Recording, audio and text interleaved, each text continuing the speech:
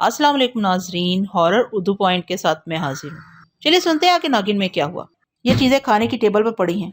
इन्हें मैं अकेली नहीं खा सकती, बल्कि मैं तो नाश्ता करके आई हूँ। ये तुम्हारे लिए हैं। तुम में से जो लड़की गैर मशरूत तौर पर आतिशी ग्रुप में शमूलियत का इकरार करने को तैयार हो, यहाँ कुर्सी पर बैठकर सुकून से उसे खाना खाने की इजाजत है।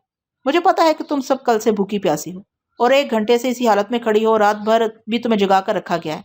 नींद, थकन और भूख प्यास तुम्हारे चेहरों से साफ नजर आ रही है। ग्रुप में शमूलियत पर आमादा लड़कियों को खाना खाते ही एक एयर कंडीशन सजे सजाए रूम में जी भरकर सोने की इजाजत होगी, और वो कमरा तरबियत मुकम्मल होने तक इस लड़की के ज़रिए इस्तेमाल होगा।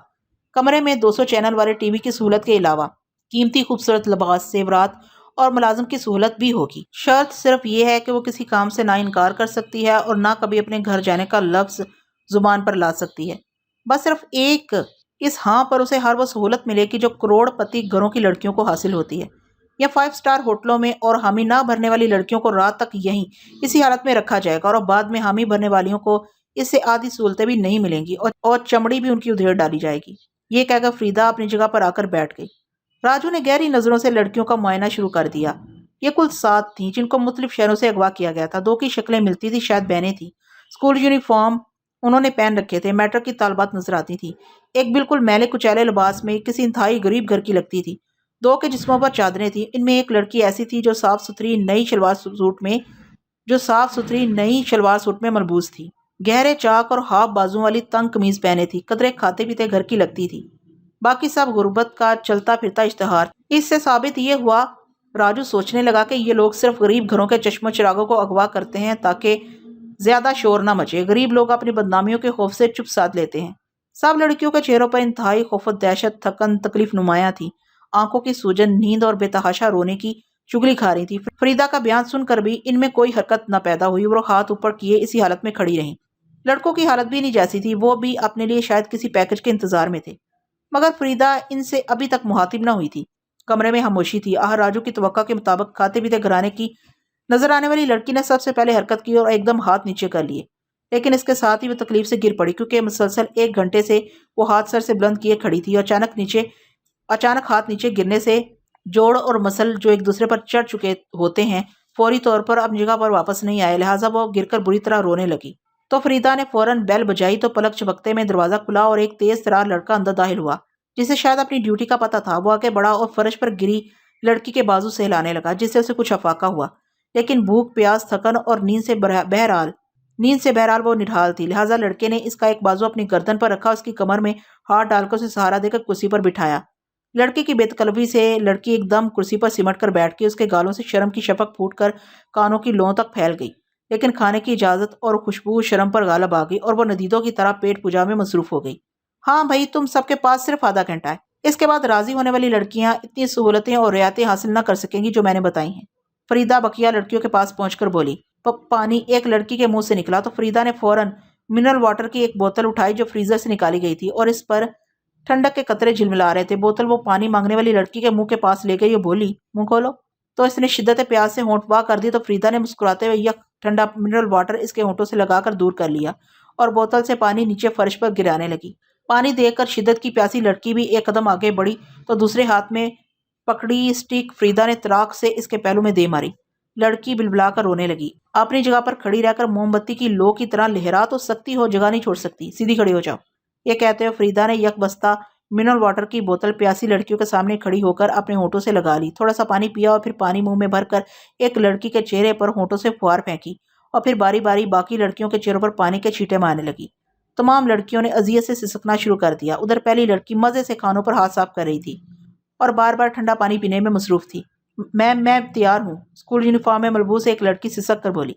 शाबाश, फरीदा बोली, बहुत समझदार हो तुम। और फिर इसी लड़के को इशारा किया तो इस लड़की की तरफ बढ़ गया। उसके बाजुओं को शानों के पास से मसलते हुए इन्हें आहिस्ता आहिस्ता नीचे लाने लगा। हसीना, इस लड़की की बड़ी बहन चीखी। वो भी यूनिफॉर्म में ही थी। जानती हो ये लोग तुम्हारे से क्या काम लेंगे? जानती हूँ, आप ही अच्छी तरह जानती हूँ, मगर अब मुझसे बर्दाश्त नहीं होता। मैं मर जाऊंगी। हसीना थके हुए अंदाज में फर्श पर ही बैठ गई तो इस लड़के ने उसे भी पहले वाले अंदाज में कमर में हाथ डालकर उठाया और सहारा देकर डाइनिंग चेयर पर लाकर बिठा दिया और ठंडा दूध का गिलास भरकर उसे पेश कर दिया, जिसे हसीना गटागट ही पी गई। फिर खाने पर टूट पड़ी। थोड़ी देर बाद दोनों लड़कियां पेट भरकर खा पी चुकी तो नींद के गलबे से इनके पेवटे भारी हो गए और वो रहम तलब नजरों से फरीदा को दिखने लगी। ہاں ہاں چلو دونوں اس دروازے سے باہر نکل کر راہدری میں بائیں طرف دونوں چلی جاؤ. کمرے کے اوپر نمبر لکھے ہیں. تقریباً 50 قدم آگے جا کر 98 اور 99 نمبر بالکل ایک جیسے کمرے ہیں. وہاں جا کر جو مرضی کرو. تمہارا نام کیا ہے؟ فریدہ پہلی لڑکی سے مخاطب ہوئی. میرا نام سدرا ہے. ہاں ہاں ٹھیک ہے. کل صبح تم آرام کرو. وہاں کمرے سے باہر اسٹول پر ہر وقت ایک ملازمہ موجود ہوتی ہے. جس چیز کی ضرورت ہو اسے کہہ سکتی ہو. اور دونوں چھوٹے چھوٹے تھکے تھکے قدم اٹھاتی چل پڑی. حسینہ چند لمحات کے لیے یونیفارم میں ہی ملبوس اپنی بڑی بہن کے پاس رکی اور بولی، ارم آپی تم بھی آ جاؤ. لیکن ارم نے غصے سے منہ موڑ کر آنکھیں بند کر لیں تو حسینہ مایوسی سے ساری ہلا کر سدرا کے ساتھ باہر چلی گئی.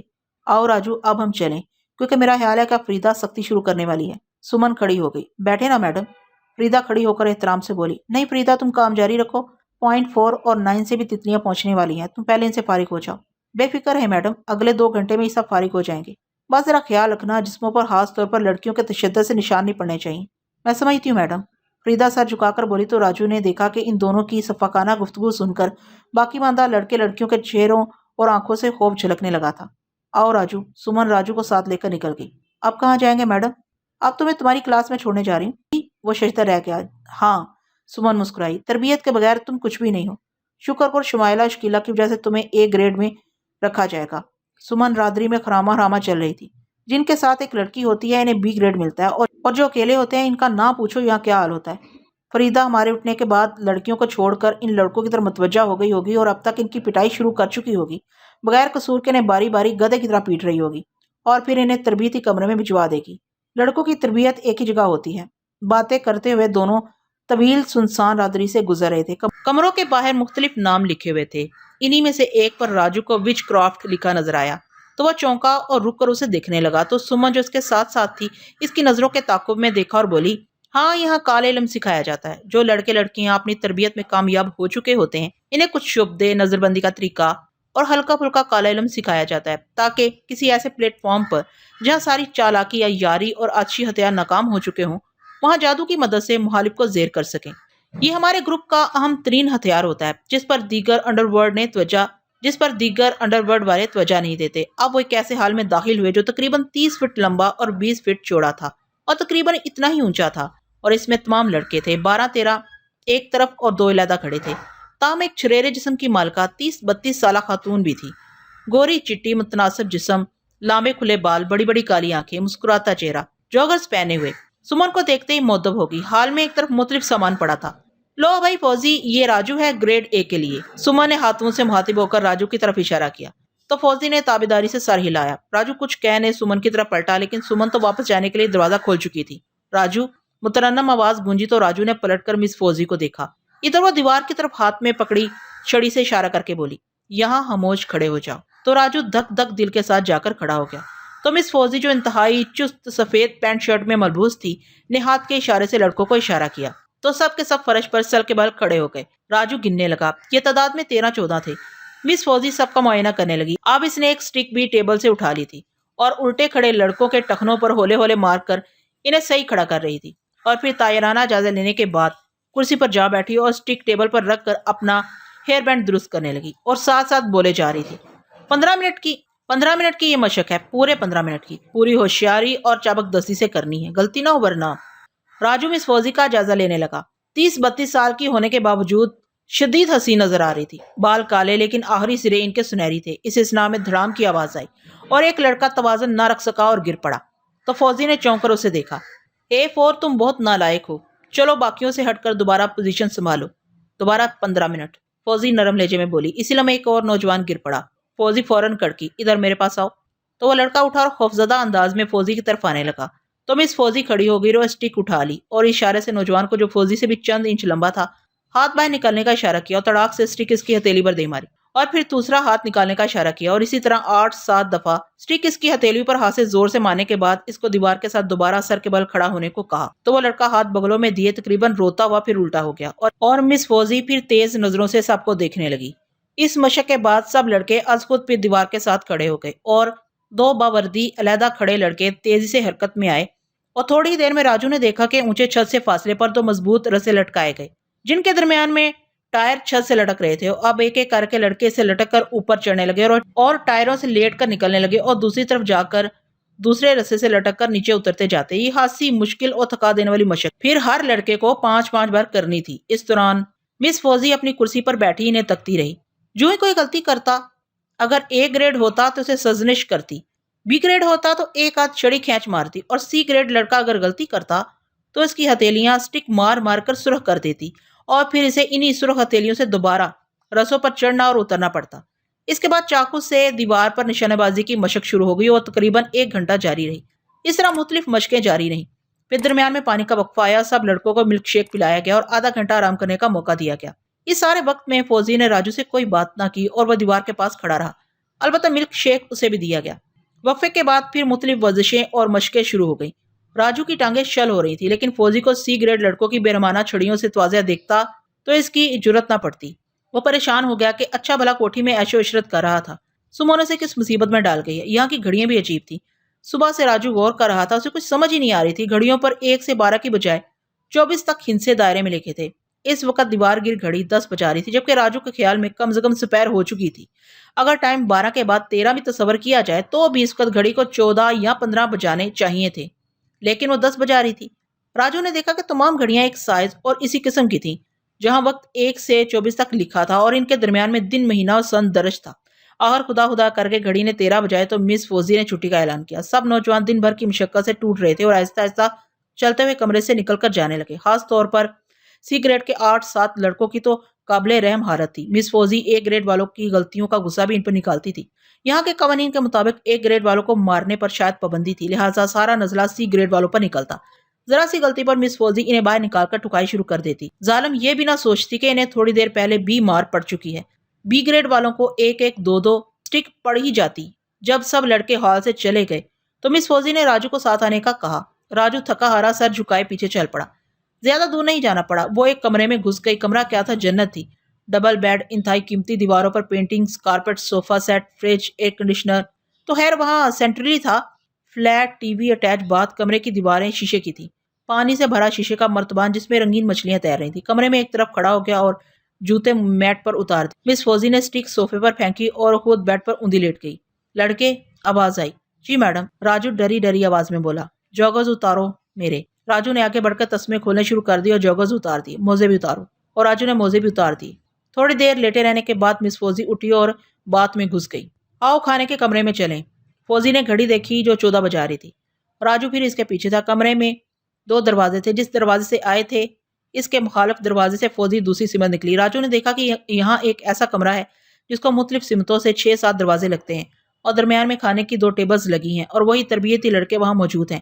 ایک ٹیبل پر اے گریڈ، دوسری پر بی گریڈ لڑکے دائرے میں کرسیوں پر بیٹھے ہیں، جبکہ سی گریڈ کھانا سرو کر رہے ہیں. اس کا مطلب یہ ہوا، راجو سوچنے لگا، کہ صرف کلاس میں ہی نہیں بلکہ مس فوزی تربیتی لڑکوں کی ہاسٹل انچارج بھی ہے. راجو کو اے گریڈ لڑکوں کے ساتھ کرسی مل گئی اور پھر سب کھانا کھانے لگے. سی گریڈ لڑکوں کو صرف بچا کچا کھانے کی اجازت تھی. کھانے سے فارغ ہو کر مس فوزی اسے پھر کمرے میں لے آئی اور صوفے پر اسے آرام کرنے کی اجازت دے دی اور خود باہر نکل گئی. جانے کس پیر مس فوزی واپس آئی. راجو تو سو رہا تھا. اگلے دن سے راجو کو تربیت دی جانے لگی. چند دن تو راجو کو بے مشکلات کا سامنا کرنا پڑا، لیکن اے گریڈ ہونے کی وجہ سے اسے آہستہ آہستہ مزہ آتا چلا گیا، کیونکہ چند دن مس فوزی کی خدمت کے بعد جیسے ہی اے گریڈ کا کوئی نیا لڑکا آیا راجو کو کمرہ مل گیا. 6 ماہ کے کورس کے دوران راجو نے دیکھا کہ اس ٹریننگ سینٹر میں تو ایک پوری دنیا آباد ہے. یہ درجنوں ایکڑ پر مشتمل ہے. یہاں لائے جانے والوں کی اتنی سختی اور کڑی ٹریننگ کی جاتی ہے کہ یہاں سے تیار ہو کر نکلنے والا کوئی نوجوان دنیا کی درجہ اول کی سیکرٹ ایجنسیوں کے گھاگ ایجنٹوں کے مقابلے کا ہوتا. اور لڑکیاں جو تیار ہو کر نکلتی وہ ایک نظر میں ہالی ووڈ کی ایکٹریسوں کو پیچھے چھوڑتی نظر آئیں اور ان کا ڈسا پانی نہ مانگتا. یہ نوجوان لڑکے لڑکیاں منٹوں میں کسی بھی قسم کا بہرو بدلنے میں انتہائی مہارت رکھتی. خود غرضی اور صفاکی ان میں کوٹ کوٹ کر بھری جاتی. جدید ترین تراش خراش کے لباس، شرم و حیا سے آری یہ انسانی پیکر غربا کو اچھی ملازمتوں اور دولت کی چمک دکھا کر اور عمرہ کو عیاشی کی دلدل میں گرا کر آچی گروپ میں لے آتے. اگلے 6 ماہ تک راجو نے نیلا آسمان نہ دیکھا اور اس انڈر گراؤنڈ ٹریننگ سینٹر میں رہا.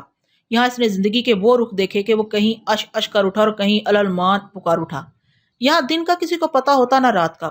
بس 23 کے بعد 24 بجتے ہیں اور 24 کے بعد 1 ہو جاتا ہے. جہاں ہر گھنٹہ جاگتا ہے، ہر وقت کام اور رونقیں لگی رہتی ہیں. بس ہر کام کا وقت مقرر ہے. ہر پیر 2 گھنٹے کا تھا. انتہائی کڑی ٹریننگ دی جاتی تھی. اے گریڈ سٹوڈنٹ کے ناطے راجو کے عیش ہی عیش ہوتے، موج اور مستی ہی ہوتی. اے گریڈ حاصل کر لینے کے بعد راجو نے نوٹ کیا کہ یہاں ہر شعبے کی انچارج خاتون ہی ہوتی، یعنی عورت راج تھا، مرد بھی تھے لیکن اعلیٰ عہدوں پر خواتین ہی تھیں۔ حتیٰ کہ پورے ٹریننگ سینٹر کی ایگزیکٹو ایک 18 سالہ گلابی رنگت کی لڑکی پنکی تھی۔ اس کے بارے میں راجو نے سنا کہ آج سے 3 سال قبل جب یہ ٹریننگ سینٹر میں آئی تو اس کی زبان کو چپ سی لگی تھی۔ میٹرک کی دیہاتی طالبہ تھی، اسکول اس کے گاؤں سے دور تھا، سہیلیوں کے ساتھ آتی جاتی تھی۔ ایک دن قسمت کی ماری کسی وجہ سے اکیلی ہی اسکول گئی تھی۔ واپسی پر سخت بارش شروع ہو گئی تو ایک درخت تلے کھڑی ہو کر بارش رکنے کا انتظار کر رہی تھی کہ پیچھے سے کسی نے اچانک کلوروفارم سے چپڑا رومال اس کی ناک پر رکھ دیا، اور پھر جب اس کی آنکھ کھلی تو اسی ٹریننگ سینٹر میں تھی۔ چپ چاپ حالی حالی نظروں سے سب کو دیکھتی رہتی، بولتی ہی نہ تھی، اپنا نام بھی نہ بتاتی، جس کی وجہ سے اے گریڈ کا ٹائم ضائع کرنے کے بعد اس نے بی گریڈ کی مہلت سے بھی فائدہ نہ اٹھایا تو سی گریڈ میں اسے رکھ دیا گیا، جس کی وجہ سے اسے مار بھی خوب پڑتی اور کام بھی اسے سخت لیے جاتے۔ پہلے ماہ ٹیسٹ میں فیل ہوگی تو اس وقت کی انچارج رکشی نے اسے سب کے سامنے خوب پیٹا، تو اگلے ہی دن اچانک یہ پھر پتیلی ہو گئی، ہر کام دوڑ دوڑ کر کرنے لگی۔ اگلے ماہ کا ٹیسٹ اس نے فرسٹ ڈویژن میں پاس کیا اور بی گریڈ میں ترقی کر گئی۔ مزید ایک ماہ گزرا تو ٹیسٹ پھر نمایاں ترین نمبروں سے پاس کیا تو اسے اے گریڈ الاٹ ہو گیا۔ 6 ماہ بعد جب فائنل ٹیسٹ لیے گئے تو پورے ٹریننگ سینٹر میں سب سے زیادہ نمبر پنکی کے ہی تھے، پھر تو اسے ماتھے پر بٹھا لیا گیا۔ اگلے 3 ماہ سے یورپ کے حسین جزیروں پر لے جا کر ٹریننگ دی کی تو پتہ چلا کہ اس نے وہاں بھی سب سے زیادہ نمبر لینے کا ریکارڈ بنایا۔ تو حسب دستور باس نے اسے پوچھا، بتاؤ کہاں کام کرنا چاہتی ہو؟ تو اس نے بتایا کہ ٹریننگ سینٹر کی انچارج بننا چاہتی ہوں۔ تو اس وقت اسے اسسٹنٹ ٹو ایگزیکٹو لگا دیا گیا اور پونے 2 سال بعد یعنی 2 ماہ پہلے اسے ٹریننگ سینٹر کا انچارج بنا دیا گیا تھا۔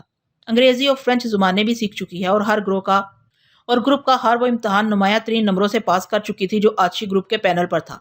انہی خوبیوں کی بنا پر آج پنکی اس ٹریننگ سینٹر کی ایگزیکٹو تھی۔ راجو نے اسے ایک ہی دفعہ دیکھا جب وہ راؤنڈ پر آئی تھی تو راجو اس کی شان دیکھ کر اش اش کر اٹھا تھا۔ سیکیورٹی گارڈ کے جلوں میں جب اس کی آمد ہوئی تو آمد سے قبل بگل باز اٹھا۔ گلابی رنگ کی چمکیلی شارٹس میں ملبوس کوسین اور فراز بری طرح نمایاں، انتہائی اونچی ایڑی والے نازک سے گلابی جوتے، کلائی میں بریسلیٹ، گلابی نیل پالش اور لپسٹک، کھلے اور بلیک بال، دائیں ہاتھ میں خوبصورت گلابی سٹک، چمکتی ٹانگیں اور باہیں، چہرہ لال بھبوکا، انگ انگ سے گلابی پن چھلک رہا تھا۔ تقریباً 10 منٹ تک راجو نے اس کا دیدار کیا تو اس کے لیے سانس لینا مشکل ہو گیا۔ شام ہوئی تو راجو نے ڈائننگ فلور پر اپنی اس خواہش کا اظہار اپنی ساتھی لڑکی حسینہ سے کیا تو حسینہ نے بڑی عجیب سی نظروں سے اسے دیکھا جس کا راجو نے کوئی نوٹس نہ لیا۔